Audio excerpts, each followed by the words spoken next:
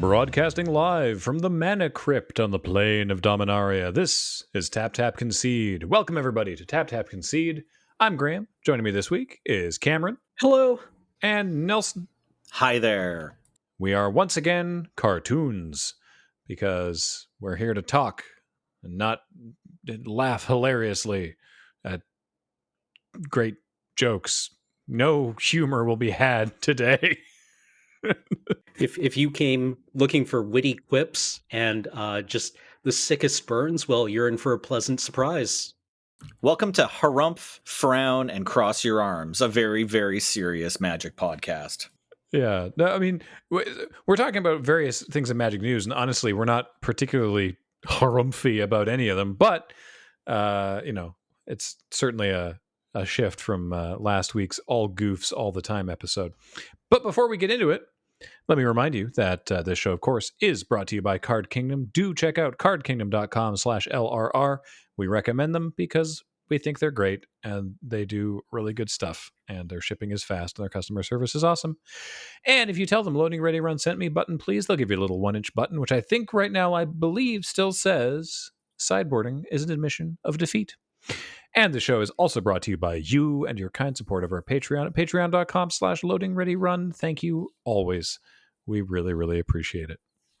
Now, there has been so much news in the MTG sphere recently, and we're going to talk about it. We're going to top of the show. Let's start with the recent update to the banned and restricted lists. This was on May 18th. We're recording, if you're interested, we're recording this episode on Friday, May 22nd. So earlier this week on May 18th, banned and restricted updates, and also the teasing of perhaps something more, which we'll also talk about. So in Brawl, probably the least interesting change here, Draneth Magistrate is banned in Brawl because it made the Brawl not work. It's a reminder. Draneth Magistrate is 1 and a white for a 1/3 human wizard.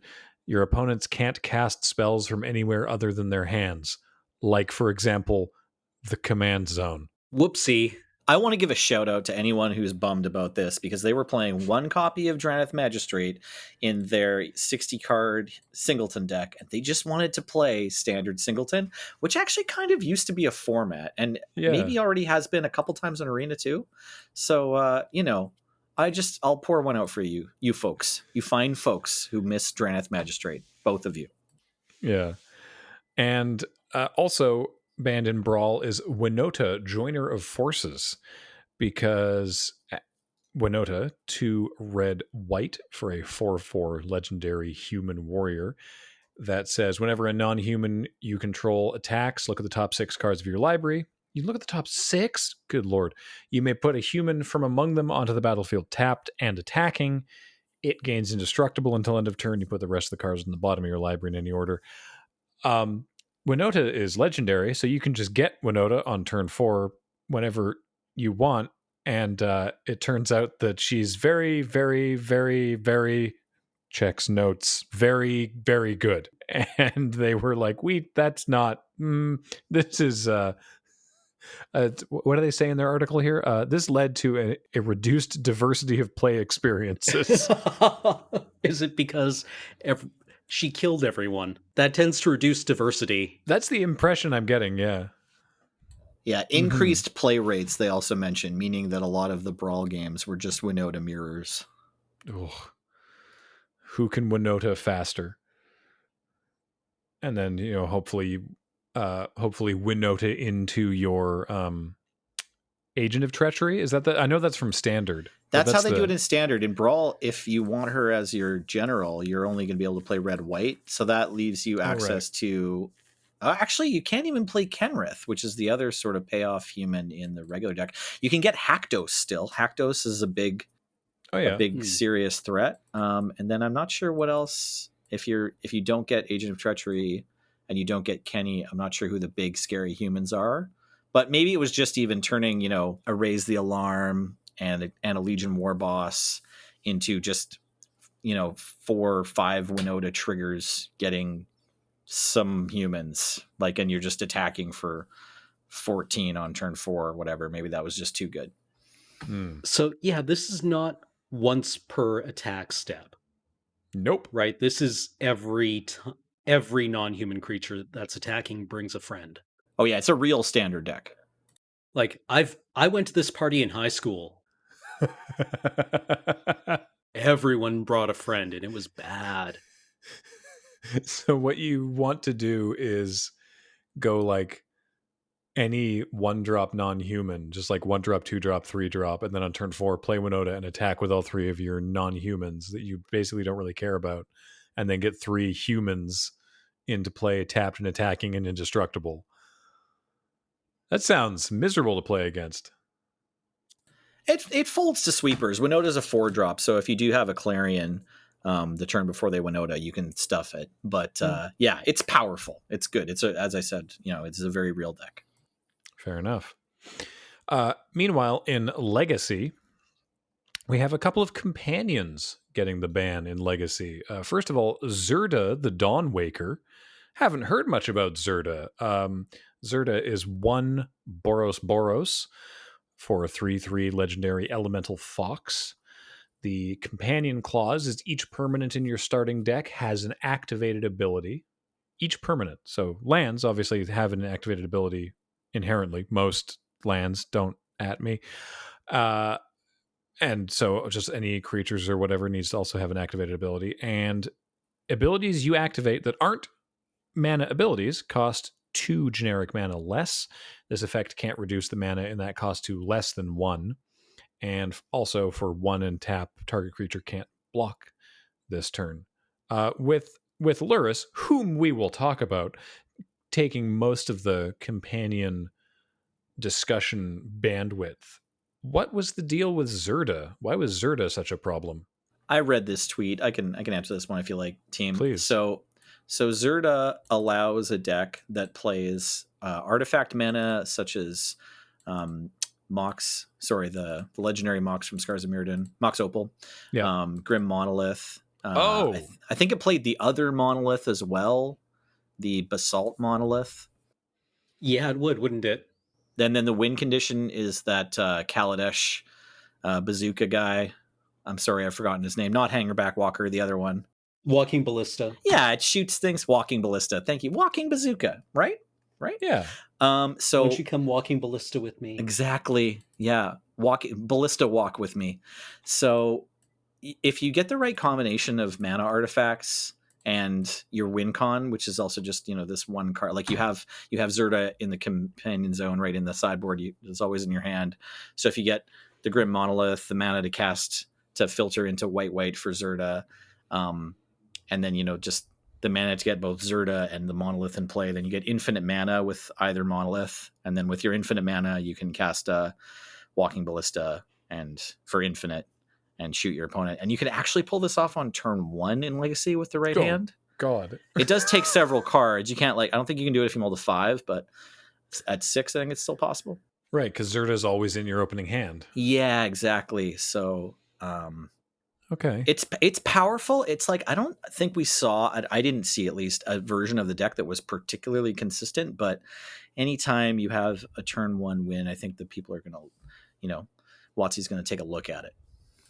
Yeah, the notes say that while not yet widely played, Magic Online metagame data indicates these decks would become problematic in both win rate and metagame share. So this is a preemptive, like this is going to be a whole thing. So we're just going to not have Zerda in this format. Yeah, I didn't watch a ton of odds or anything, but it's possible this deck has this, potential turn 1 or turn 2, blowout win, and then also is kind of an okay deck outside of that. That's possible, and so those decks are pretty scary. So also banned in Legacy, as I mentioned, our old friend Lurrus of the Dream Den. 1 Orzhov for a legendary Cat Nightmare, 3/2 with lifelink, which is nice. Companion clause is each permanent in your starting deck has a converted mana cost of 2 or less. And this other ability, during each of your turns, you may cast 1 permanent spell with converted mana cost 2 or less from your graveyard. And spoilers, I guess, also, because I assume we'll be talking about both these in the same breath. Luris is also banned in Vintage. Banned in Vintage. That, correct me if I'm wrong, getting banned in Vintage is pretty uncommon. It's actually kind of a big deal that it's banned in Vintage, but I do think they're banned for the same reasons. Yeah. Well, In I mean, I can Legacy, give there is kind of a Black Lotus. Go ahead, Cameron. Oh, yeah, I was just going to bring up Black Lotus being the major difference between, Legacy and Vintage. Yeah, Lion's Eye Diamond does a pretty good impression, it turns out. Hmm. So the problem is basically similarly, it's just like too much mana too quickly, too easily. Yeah, I didn't watch these VODs. I haven't been playing Legacy myself, but both formats have access to a 0 mana rock that sacrifices for 3 mana that you can get back every turn. So then if that combines with cards that other cards you can play out of your graveyard, or like an activated ability that's a problem for your opponent, yeah, Luris, I could see it definitely in both these formats leading to some very repetitive, kind of predictable games. Mm-hmm. But no, I can't remember anything being banned in Vintage ever, like since the format was created. Like the cards that are banned in Vintage. So yeah, so if anyone doesn't know, the cards that are banned in Vintage ask you to like play a second game, or ask you to flip a coin, or like flip the card itself from 1 foot above the table, or ask you to put another card in the ante. In the interest of completeness, the actual, because typically Vintage operates on a restricted list, meaning that you can play every card in Magic, but certain cards that are too powerful are restricted, that you can only have one copy of them in the deck, but you still get to play it. The cards that are actually banned in Vintage are the conspiracies, because obviously the cards that reference playing for ante for similar reasons.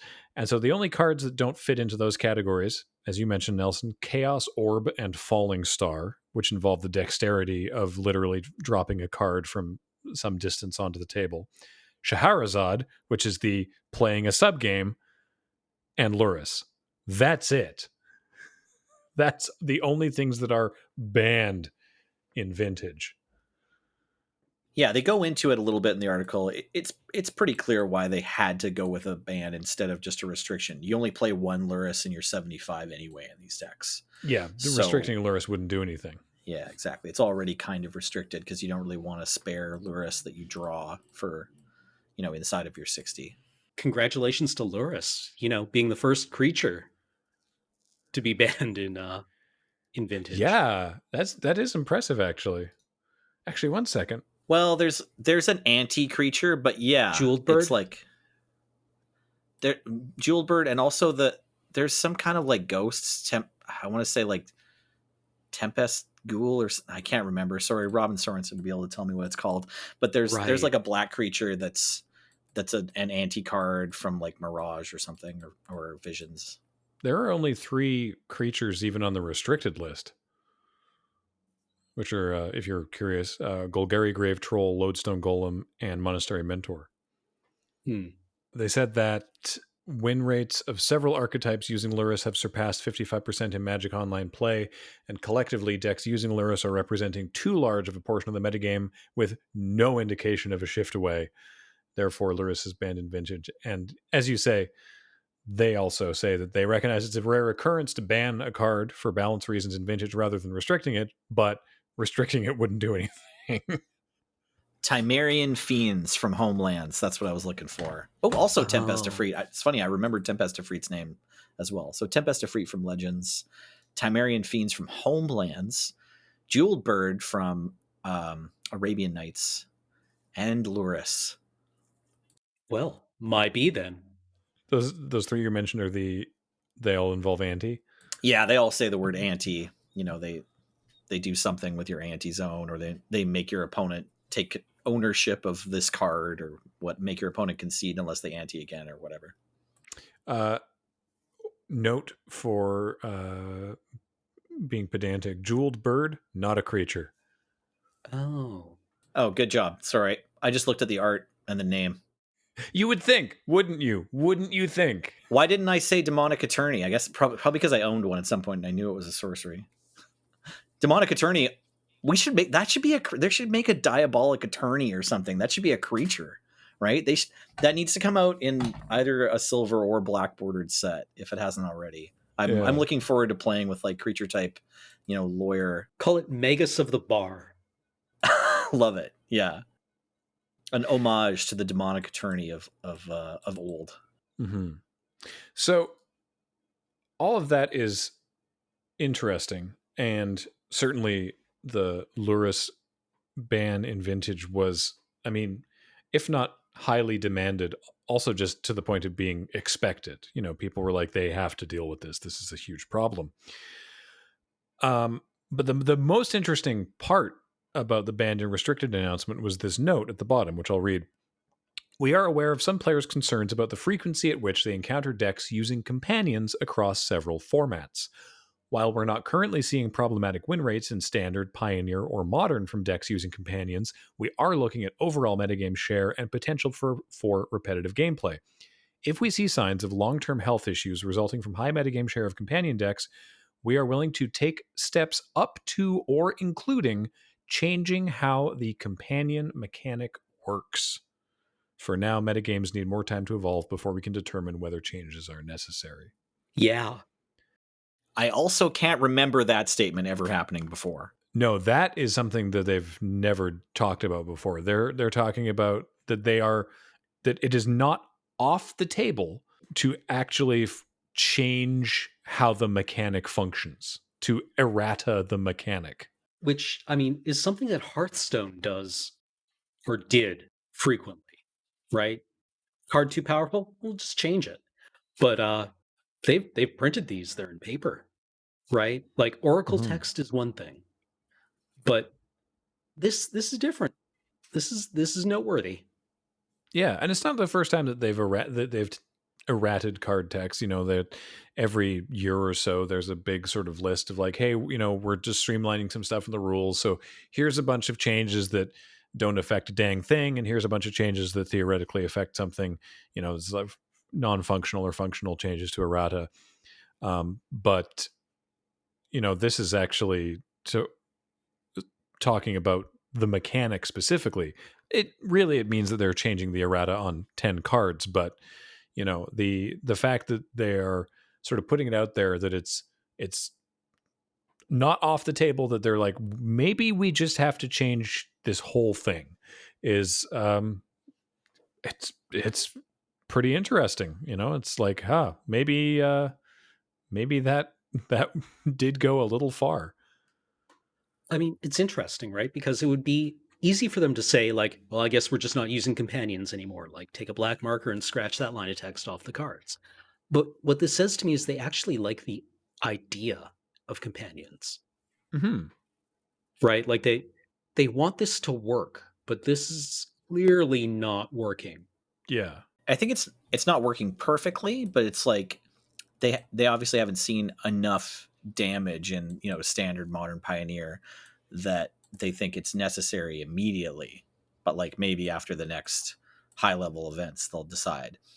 The most interesting thing to me about this, and it's like I'm a little sad and grumpy about it, but all these other games you mentioned, Hearthstone, every other digital trading card game, and for that matter like every other video game, like in StarCraft, they're allowed to just change what a unit's abilities are and no one really complains. They either say like, oh, it should have had 10 more armor, or this build time on this should be reduced or something like that.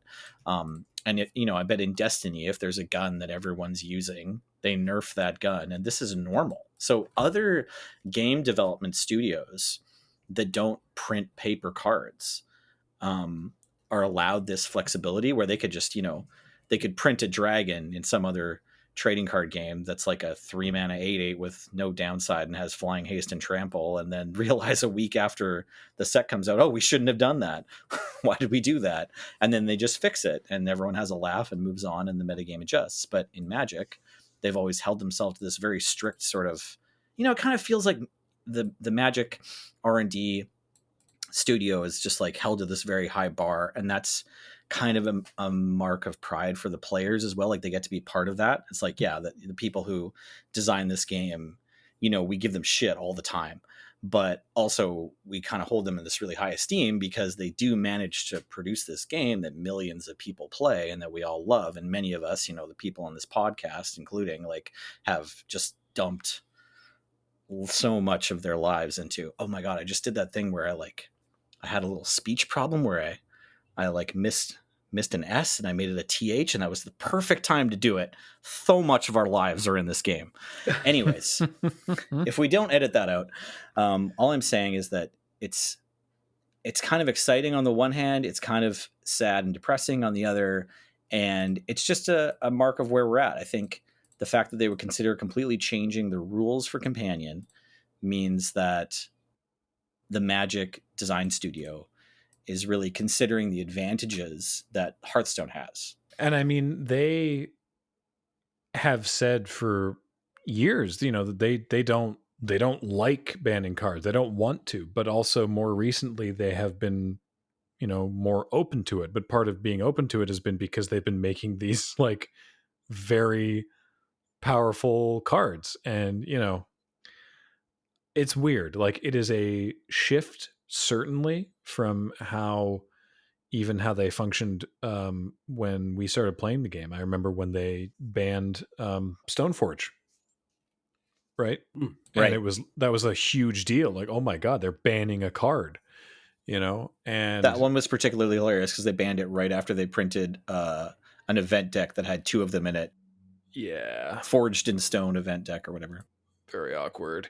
However, in the past several years, they've banned more cards, but that's been because they've been, even more, I don't know, adventurous maybe with cards. And I don't know, I'm not the person to ask because I don't play standard. I don't play modern or pioneer, like I play limited and commander. And so I don't buy into a deck, right? I don't have, if a card gets banned, it does not affect me. So I am not a person to necessarily ask about this, but I'm cool with it, and I would much rather that they experiment and make weird things, and that unusual mechanics like this get all the way through their process and out into the wild before people go like, oh wow, this is actually too powerful, we need to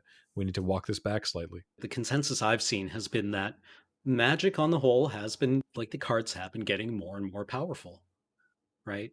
Especially creatures.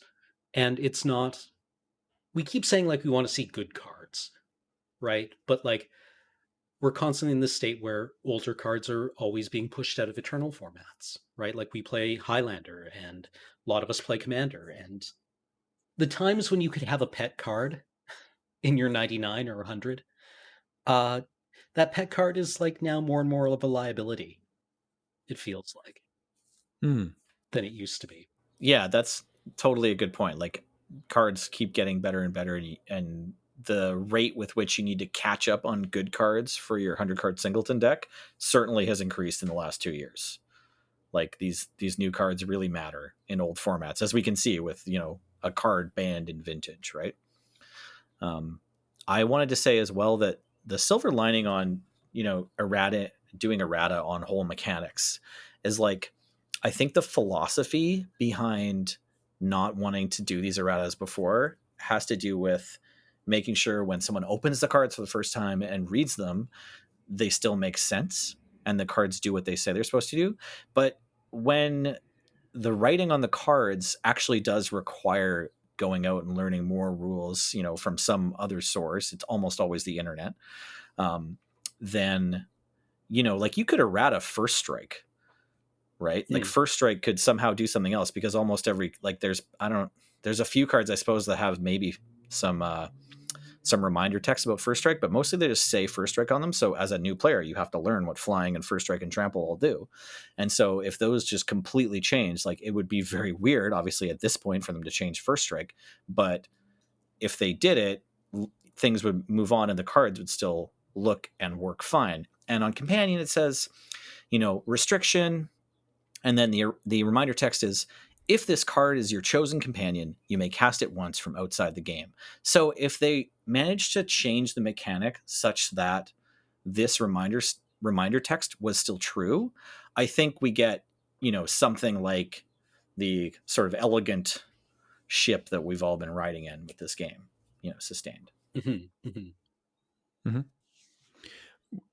And I'm looking forward to seeing where this goes. And maybe it goes nowhere, right? Maybe they're like, you know what? This is fine now, right? Because they say they're going to keep an eye on metagames and everything. And it's like from here on out, now that we've dealt with Luris in Vintage and Luris and Zidra in Legacy, maybe that's fine. Maybe that's enough. And yeah, maybe we'll be able to tough out the next 18 months in Standard, right? No, you only have to wait 3 weeks, Cameron. They're going to print like 50 new cards in the next set that fuck up all of Standard, Modern, Pioneer, and no one's going to even remember what was in Ikoria. It's true. But I mean, maybe they, maybe the rest of the companions in Standard and Modern or whatever are not going to be that big of a deal, and this is the last we have to think about it. But maybe there's a big change, and that'll certainly be interesting.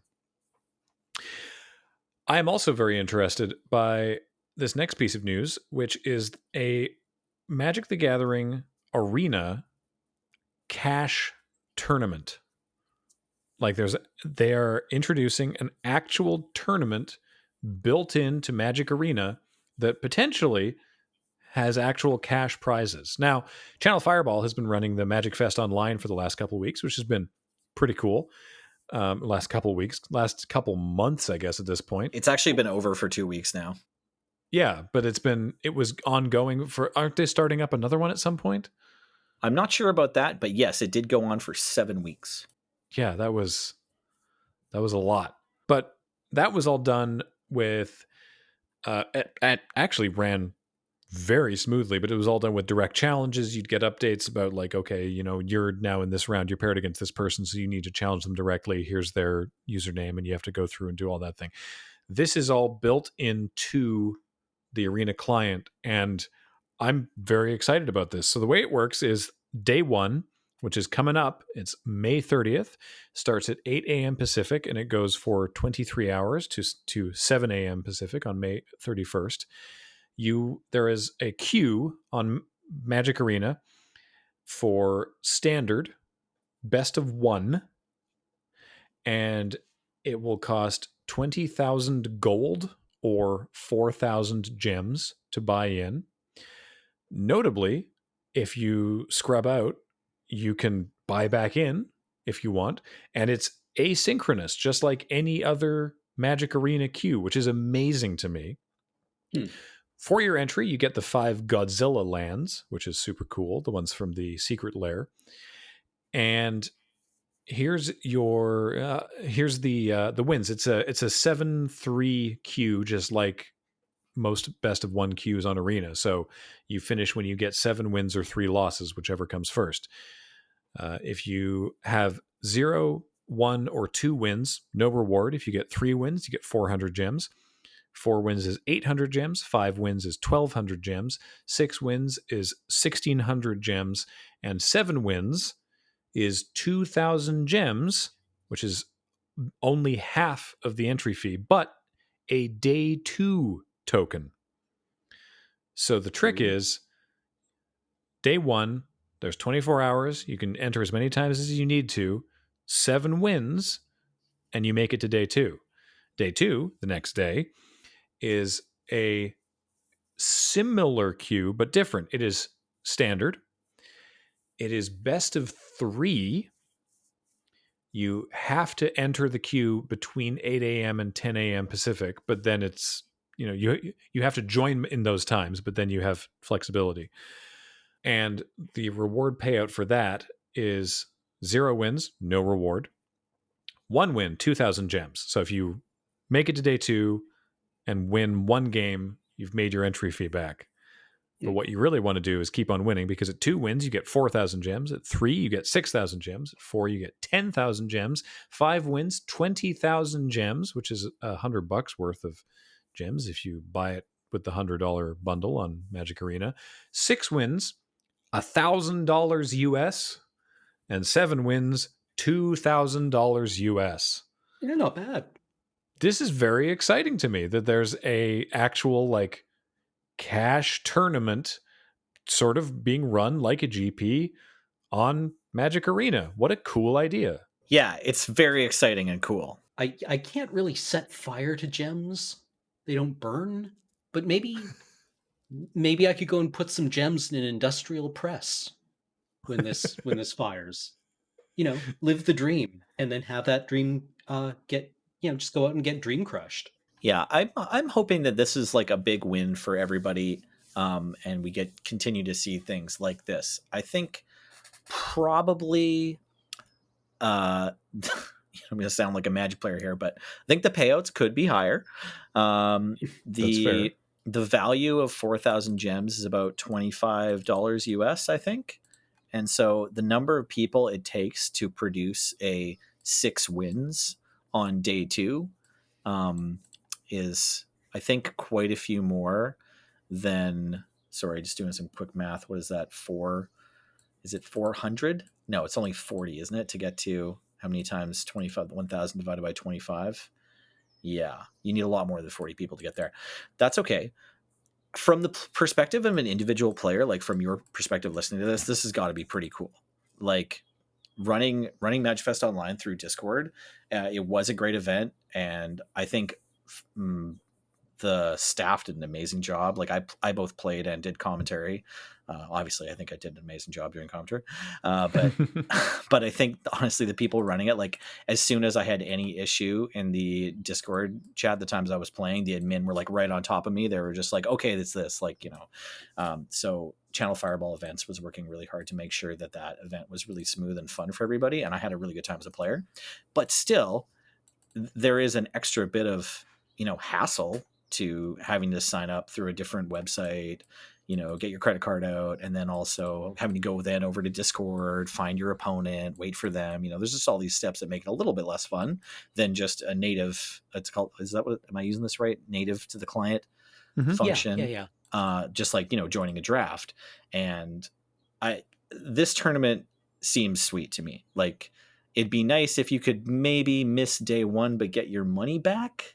Like, that's sort of where I'm at in terms of, like, honestly, the payout, I don't even have an issue with the cash payout. Like the fact that it's the gem payout you think could be a little more generous. I think it'd be nice if the gem payout was a bit, more generous on day 1, because I think then you would probably see people more willing to sign up for these week after week. Like for myself as a player, like I'm a sort of, if anyone doesn't know, I'm like a mid-level grinder / judge, where I have almost won a ticket onto the Pro Tour like 3 or 4 times or 5 times, something like that. I've been like second place in a bunch of PTQs.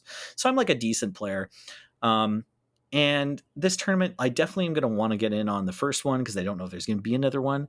But if there was this exact structure happening every weekend, I wouldn't be super excited about it. But I am just very excited that Arena has a tournament that can pay cash, and that is done inside the client. Yeah, I think I agree with you completely. I do wish, like, looking at the day 1 rewards, which I hadn't looked at in detail. All I knew was it's like you have to go 7 wins to make it to day 2. I hadn't realized that you get nothing, 400, 800, 1200, 16. And then even with the day 2, you only get 2,000 gems for a 4,000 gem buy-in. I like it. That makes it hard to justify, especially in a best of 1 queue, hard to justify the buying back in. You know what? Or the other way I would be just as happy with it is on day 1, there were no prizes. But then on day 2, it's like you maybe get your money back for 0 wins. And then every win after that, you double your money in gems until you get to the cash. I would also be fine with that. The only part of this prize structure that bothers me is the 400 gems for 3 wins. Because I know that's what I'm going to get and feel bad about it.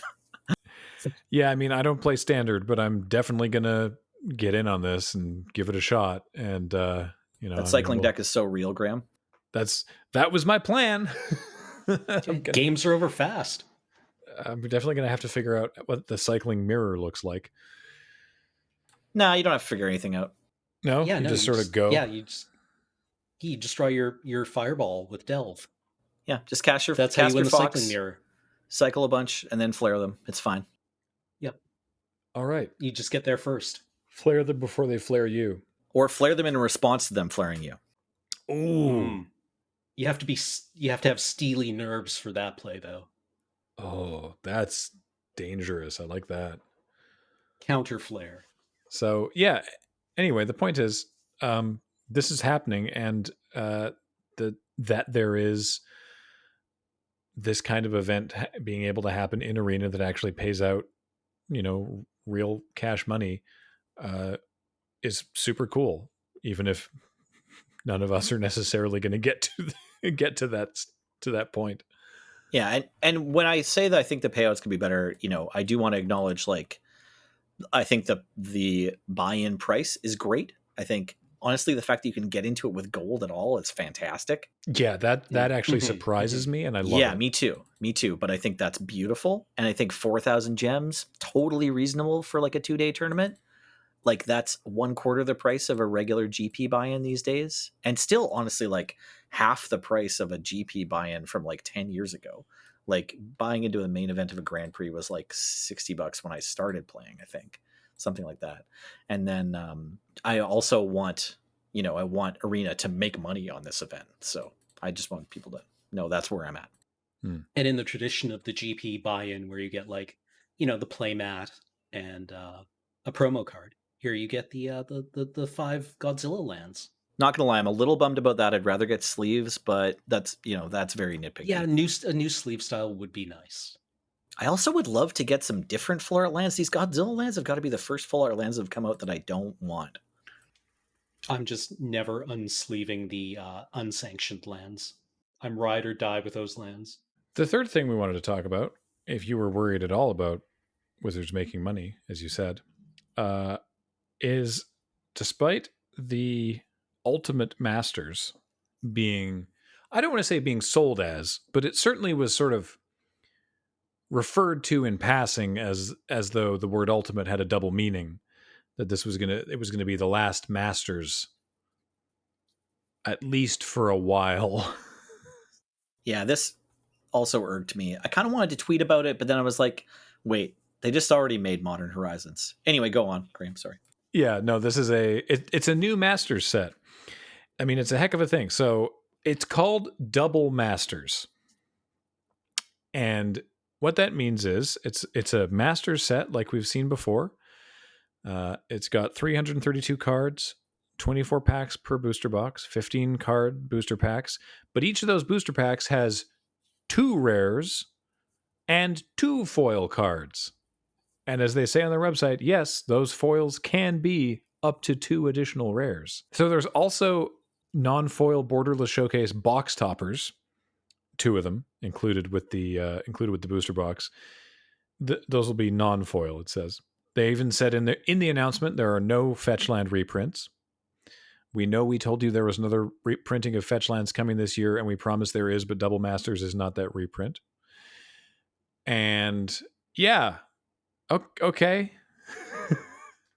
Yeah. I mean, Double Masters. It's a hell of a name, really. It's very Yu-Gi-Oh. Yeah, R&D just sitting over there being like, I don't know, double Masters? It's 4 a.m. We've been in this meeting since 6. All right, if we're going to make fun of the name, I want to get back on hating on the fact that it's a Masters set that was printed. I still have a box of Ultimate Masters, and I haven't been sitting on it. I haven't been trying to save it. I've just been trying to find a window to have my friends over to draft. And It was like, first I had babies, and now there's a pandemic, and well, I still have babies, but I'm just saying Ultimate Masters isn't cold yet. And it was called Ultimate Masters.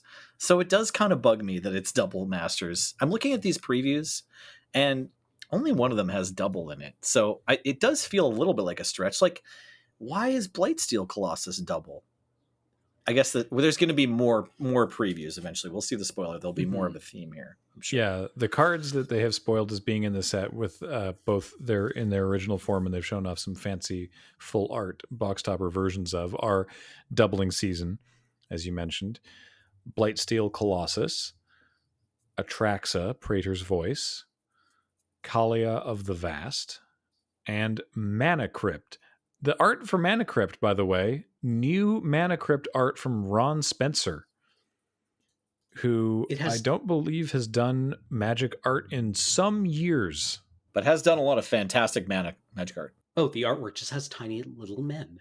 Yeah, swarming around the Mana Crypt. Oh, the Doubling Season is also by Ron Spencer. Yeah, prior to this, the last Ron Spencer art was Infernus Spawnington 3 Esquire from Unsanctioned, and then M10, and then Eventide. Huh. It's been a while. Been a hot minute for Ron. Yeah, the first one that Ron did was Terror in Beta. Check's Notes Alpha. Oh, right. Sorry. There was a set before beta. I always forget. Yeah. So he's been around for a while. Off by one.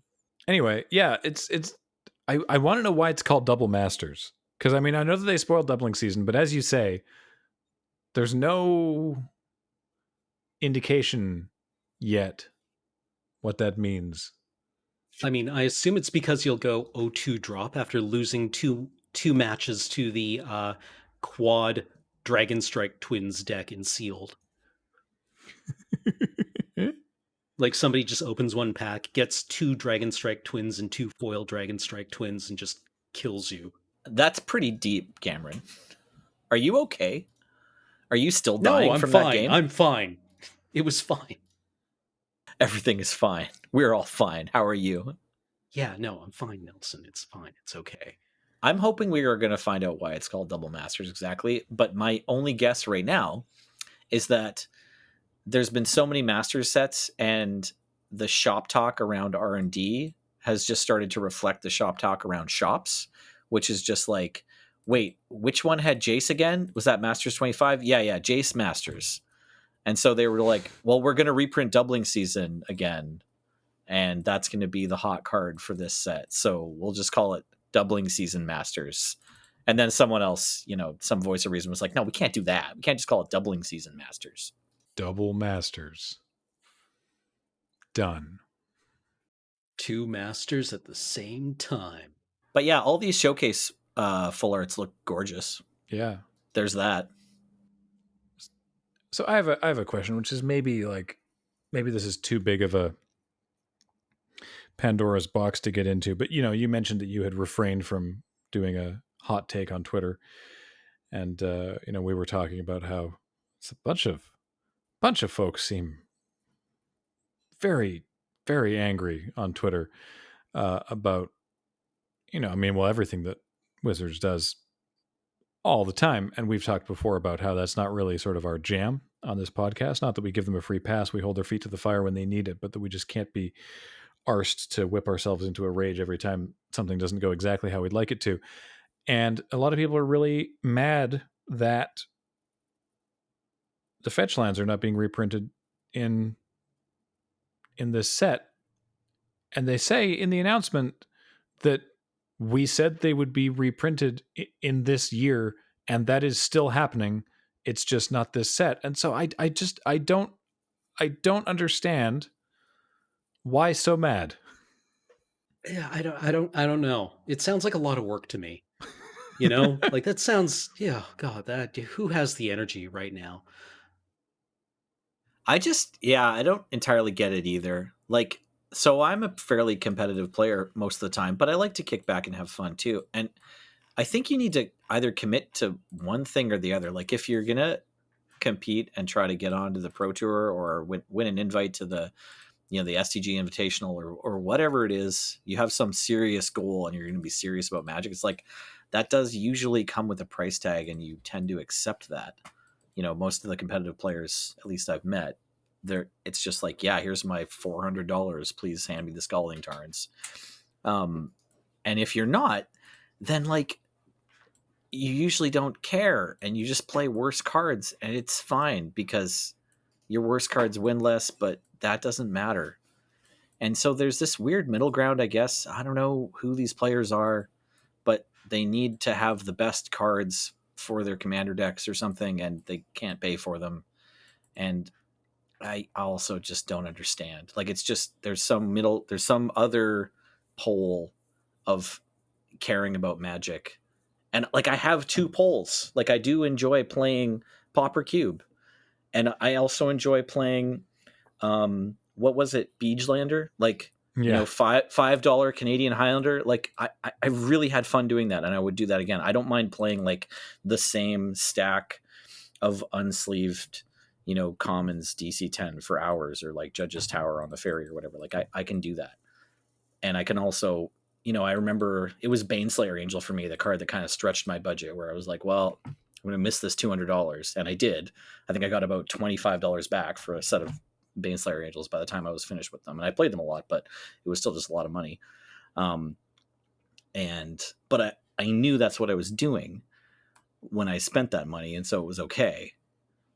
So I just, I don't understand the rage either. I'm sorry. I've explained it a little bit from my point of view, but I don't understand it. All right. Well, I'm sure we will have some illuminating comments on the YouTube version of this episode.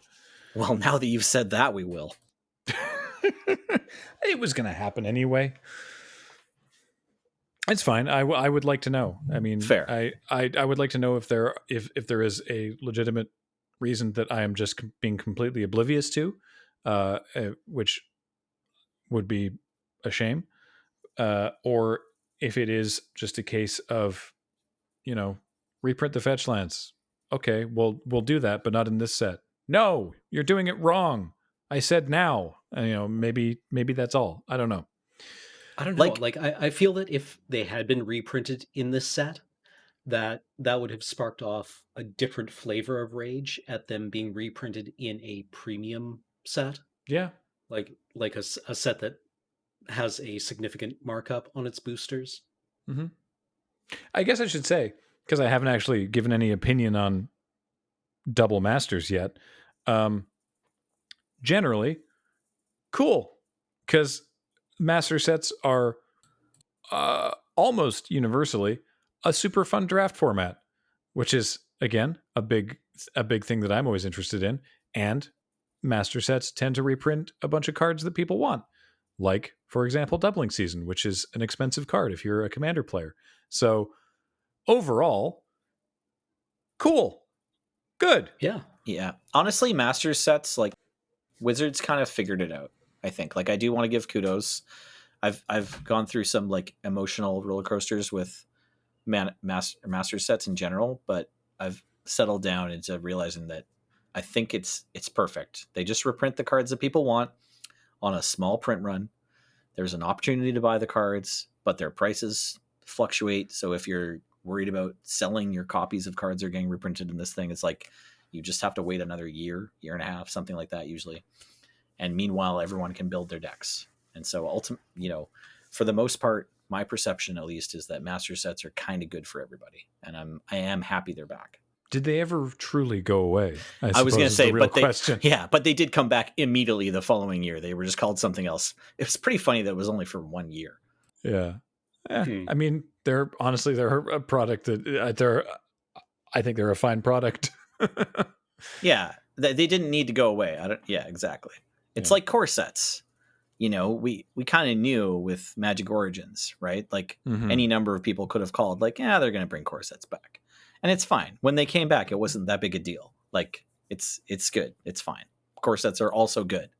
Preview season for core set 2021 starting in a few weeks.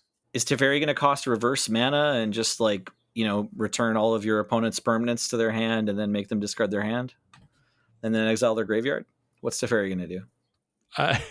What's Teferi up to this year? Oh, yeah. Well, have a seat. I'm going to say ultimate for Time Twister. I like it. That's me staking my claim. He ults and Time Twisters. Perfect. I hate it. All right. Well, I guess that'll do it then for this week's catch up on Magic roundup of the last couple of weeks. Lots to talk about. If you would like to tell us all the ways that we're wrong, please do comment below. Until next time, a reminder that Tap Tap Concede is brought to you by Card Kingdom. Do check out cardkingdom.com/LRR because they're great. And you know who else is great? Spoilers, it's you, for your kind support of us and everything that we do on our Patreon at patreon.com/loadingreadyrun. So until next time, this has been myself and Cameron Goodbye. and Nelson. Thanks so much for listening. Have a great night. And thanks to Paul for hanging out and running the card reader. And we will talk to you all next time. Bye, everybody. Bye. Bye.